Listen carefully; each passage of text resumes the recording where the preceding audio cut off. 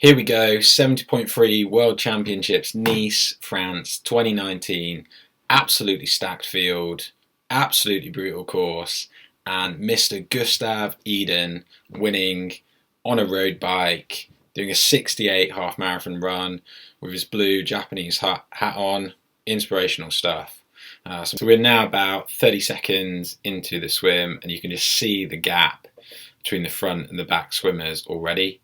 And I think what would be really useful for televising triathlon swim legs would be to have some sort of GPS on each swimmer. They obviously have their chips already, but something a bit more intricate than that in order to show where they are in the melee at the start of the swim, which would be really useful for athletes, coaches and spectators, just to see, you know, how they're getting out of tricky situations, what line they took at the start. Now 5 minutes 30 into the swim leg, we have still Josh Amberger on the front. In third place was the Mexican Joaquin Paroda, and lo and behold we have Alistair Brownlee locking in to Josh Amberger's feet in second, like I've seen him do in every ITU race I think I've ever watched. Usually it's with somebody like Richard Varga, potentially his brother. He is locking into those feet. He finds a way to get there after 5 minutes. After the initial effort from the potentially more anaerobic athletes, he's keeping the gas on until he gets to those feet in second, and now he's like, yeah, thank you very much. We've now got about 1400 meters to go. I'm going to sit right here on your line. I can see above you, and I'm just going to enjoy the draft in pretty much the perfect position now for the rest of the race, and that's pretty much how it stays. We'll see in a minute this front group bunching up together, and basically from here we have the Mexican fellow in third. We have Javier Gomez just on the right trying to get onto some feet. We have Sam Appleton just in about fourth or fifth place there, sitting in the middle of the Mexicans' feet, and then we have Daniel Bakkegaard on the left.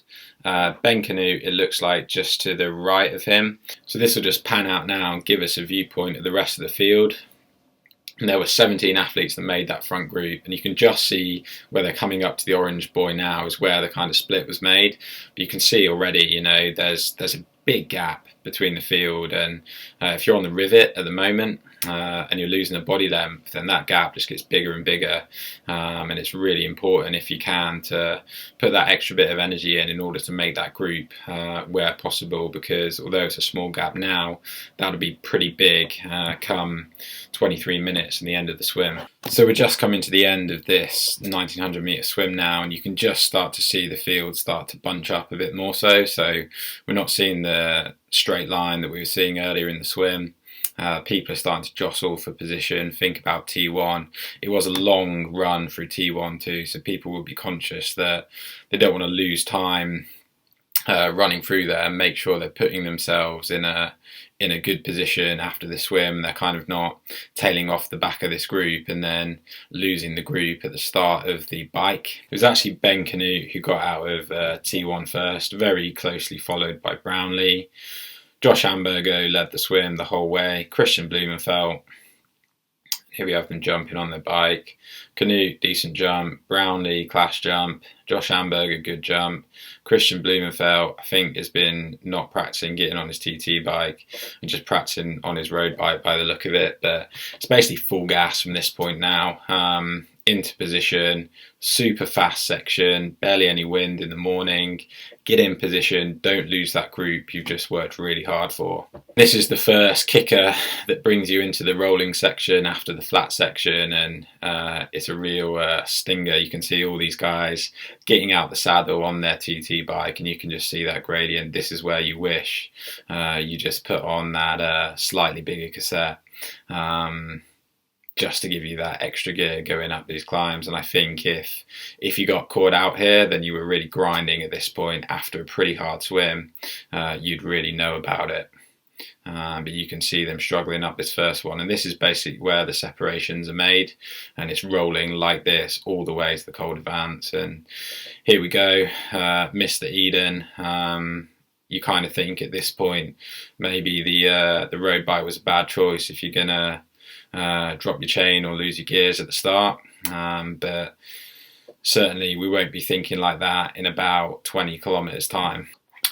And here we have Starkey just breathing through his nose, not even breathing through his mouth, not even holding the poles, just resting, looking like he's just out for a bit of a Sunday stroll. But he's probably putting down some big watts here at the moment, looking very good on these first rolling sections of this course, and he has swept up a few people from that first group already. Here on the Col d'Avance is where this race becomes split wide open. You can see some tired bodies at this point. It's a tough rolling section out to this climb, and this is a proper category 2 climb. These guys on TT bikes too, fairly heavy bikes, aero wheels on too. You really know about it with the heat starting to come in as well. But what we do see here is the big mover for the first half of the bike section, Gustav Iden, still in that position, still hitting nice high cadence on this climb, probably the lightest bike in the field. Notice he doesn't even have a drinks bottle on at the moment. This was not a chance move from Mr. Gustav Iden. This was, right, I'm getting into this front swim pack, I'm getting on my venge, and I am blowing up the first half of this 70.3 championship race. And that's exactly what he did. Alistair riding similarly well, and I'm sure he had a very similar tactic. And at this point, when he's looking behind, he's thinking, yeah, this is pretty much all going to plan. I'm still in position. I'm still putting out 110 RPM, big watts. I'm working pretty hard, as you can see in that grimace. And here we have Gustav just switching between the small TT poles on his venge and the hoods, and I think this makes all the difference on this climb. Being able to open up that hip angle, just use your glutes slightly differently, really get some air into your lungs, but still keep putting that higher power down. And he pretty much looks like he could be a world tour rider at the moment. The way he's gone past a lot of these guys at the start of this climb, he knew exactly what he's doing.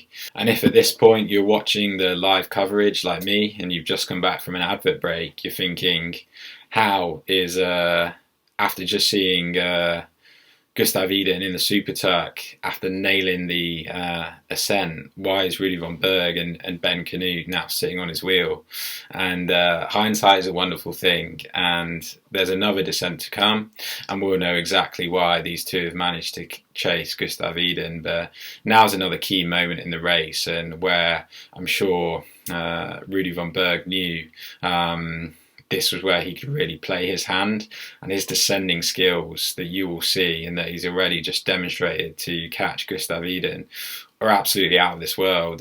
And now you can start to get a bit of a taste of the speed that Rudy von Berg is descending at here, and it is super impressive to watch. And I think this is where the cards really start to get dealt for Gustav Iden. He has obviously done his job by lighting it up on the ascent, but now he's getting in that super tuck and he's hanging on for dear life onto Rudy von Berg's wheel. And I'm sure if he was doing this descent himself, he would not be attacking these corners in the same way, and he would not be taking the same sort of lines that Rudy von Berg is taking down here. And you can see his weight distribution on the TT bike, and if you've ever done a descent on your TT bike, you'd know that your centre of gravity is a bit higher. It's harder to lean round the corner and really carry your speed, but this is definitely an exception to that rule.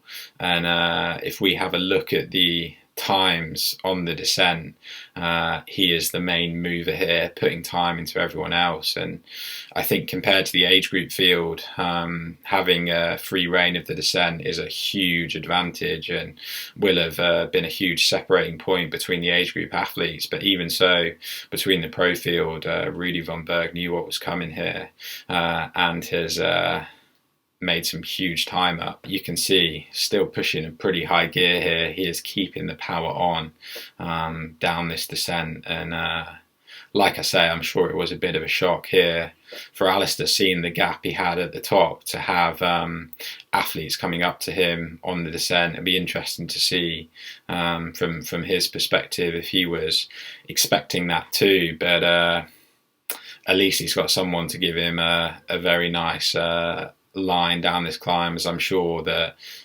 this route has been extensively recce'd by RVB at the speed he's going down it. But you can just see now how much speed he's carrying, and Alistair's having to put in digs after a lot of these corners just to get back in with that kind of 12-meter draft zone. But again, just coming around here, he's barely coming off the gas here at all, really leaning it around the corner. And you can see here Alistair having to get out the saddle and accelerate to close that gap again. And we should just see Gustav Iden just coming into view here. And this is where I was a bit unsure at maybe his tactics. Like, obviously the first half of this descent, Iden has managed to stay involved with RVB, and should he have gone past Alistair here and stayed with that amazing descent that RVB was doing, or should he have stuck behind Alistair? I think, obviously in hindsight, knowing the result of this race, it was probably a very good tactical decision.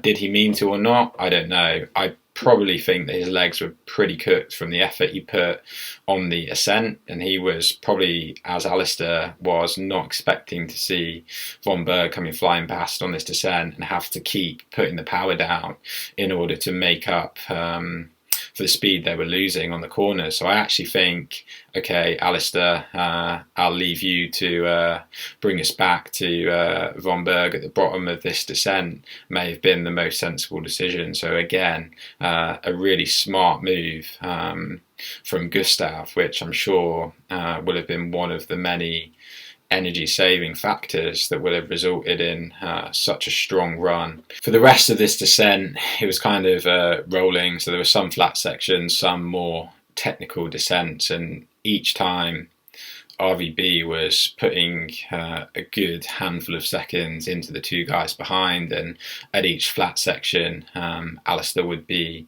getting in position and making up the time to get back in the 12-meter draft of RVB, and that's exactly what we're seeing here. So we're back onto the flat section now. We've got the last 10 kilometers of this ride, and this is the select group, with the race being absolutely torn apart on the slopes of the Col d'Avance and leading up to them. And we should just see Alistair in the distance now, in front of Gustav Iden, and you can see, you know, he is putting some big time in, some big power down here to make up for the time he's lost in the descent. And this is the one area of the race where the road bike decision may have looked a bit risky, in that he is obviously really struggling here to stick with Alistair, who is looking very aerodynamic and is also putting down some big watts. And despite being able to hang on to Alistair for the descent and being able to stick in that draft zone as he was getting back up to RVB, at this point on the flat, I think if I was watching this live, I would have been thinking, right, I think 10 kilometers to go on the flat. Gustav's kind of out the back door. You know, the game plan worked well at the start, but is it going to work for this last section? And is he going to lose that vital 30 seconds that you're probably not going to get back if you give them to Alistair Brownlee? But lo and behold, as if by magic, somewhere along this section, which is still flat and not very technical, and despite the fact you can see these two guys are not hanging around on the front at all, Gustav Iden manages to claw his way back to these two athletes. And it's another really critical part of the race, I think, for Gustav Iden's success, in that if that gap was any bigger, it would have been super hard to make that up on the run. I think the way he did run, it was a possibility, but it may not have gone as smooth as it did. So there we go. He's got back in there. So it'll be interesting to look at the power and see what he had to put in order to close that gap. Because as you can see, they're not hanging around at the front. There was obviously a motorbike in between them on the previous shots too. So could that have been a factor? I'm not sure. T2 is another really interesting viewpoint from this race when you look at the tactics. Both RVB and Alistair Brownlee are putting socks on. Gustav Iden comes in after riding his road bike saying, no thanks, I'm just going to put my Vaporflies on. I'm going to give my bag to one of these technical officials, and then I'm going to light up the start of this run in a similar way to how I lit up the first ascent of Col d'Avance, and off we go. You can see the time that he's put into the two other guys just not from wearing socks. And if you've ever worn Vaporflies or 4% without socks, you certainly know about it. So I don't know whether he's got Vaseline in there, I don't know what he's got, but it certainly didn't affect his running, and it certainly made these two other guys have to chase him at the start of this run. So another element there where I think he's just saving a bit more energy than the two other guys. And I think in a race of attrition like this, when you've got the heat to contend with, you've got the Col d'Avance to contend with, and you've got a pretty fast swim to contend with too, all these little bits add up. And now Alistair Brownlee is like, right, I've just had to hang on to RVB down this descent after giving it full beans up the ascent. Now I've got to go and chase Gustav Iden, who is looking pretty damn good after his recent ITU performances. This is coming to the end of the first 5k of the half marathon off the bike. RVB looking strong, really nice form, and it's only at the end of this 5k when Alistair actually catches Gustav Iden, and interestingly he goes in front of him, and then immediately after, Gustav Iden, after sitting behind him, is like, actually, you know what, I'm going to take the pace here. I can probably hear that you're breathing quite hard, and I'm actually feeling pretty comfortable. And at this point here, he puts in a little bit of a spurt, and after chasing Gustav Iden for 5 kilometers, he really knows about it when this spurt comes in, and you can just see there what I mentioned. He's sat on for a bit. He's like, okay, I'm going to put in a bit of a dig here. I'm feeling pretty strong. And the impact of that dig, as you will see now when it comes back to normal time, is significant. There is daylight between the two athletes, and all of a sudden Gustav Iden is thinking, well, I'm feeling stronger than the two-time gold medal winning Olympian in a championship 70.3 race, and I think today the stars really aligned for him. I think one difference that's probably had a factor here that you have to talk about is the shoes. We can see Alistair's not wearing the Adidas's version of the carbon plated shoes yet. Gustav is wearing the Vaporflies, and you can see his cadences are slightly higher. He's leaning into his stride slightly more, and he's just looking a bit more relaxed than Alistair. And I'm sure the economical benefit of those carbon plated shoes are having some impact here after the fatigue going to put your legs through over the type of ride that they've just both attacked. And that's all she wrote. That gap just kept getting bigger and bigger after that spurt at the end of the first 5k, and Gustav Iden is in for his biggest result to date, and a very big payday, I'm sure, in the form of sponsorship opportunities after this race, and media responsibilities too. But you can see yours truly on the right giving a well-deserved round of applause and looking on in amazement as you see that form, that 180 strides per minute, just staying consistent the whole way around this run. And you know, after seeing his form throughout this half marathon, you know, it's not surprising that he ran just over a 68. And yeah, here we go. He's got his random blue cap on with some random writing on the front. He knew what he was doing with his road bike, and he absolutely delivered. There were a lot of things there that played to his advantage with saving a bit of energy in the second half, but he is thinking, oh boy, I probably did not expect to win this 70.3 World Championship. And chapeau Gustav Iden, chapeau Alistair Brownlee, and chapeau Rudy von Berg and everyone else who put in a hard-fought performance on a hot day in Nice on a very challenging championship course. If you enjoyed this analysis of this race, then let me know in the comments and give the video a like, and I can do some more because I quite enjoy going over these races for kind of my own work purposes, but you also pick up a lot of other tactical elements that you probably wouldn't have got otherwise if you were watching the race live or just watching the highlights once or twice.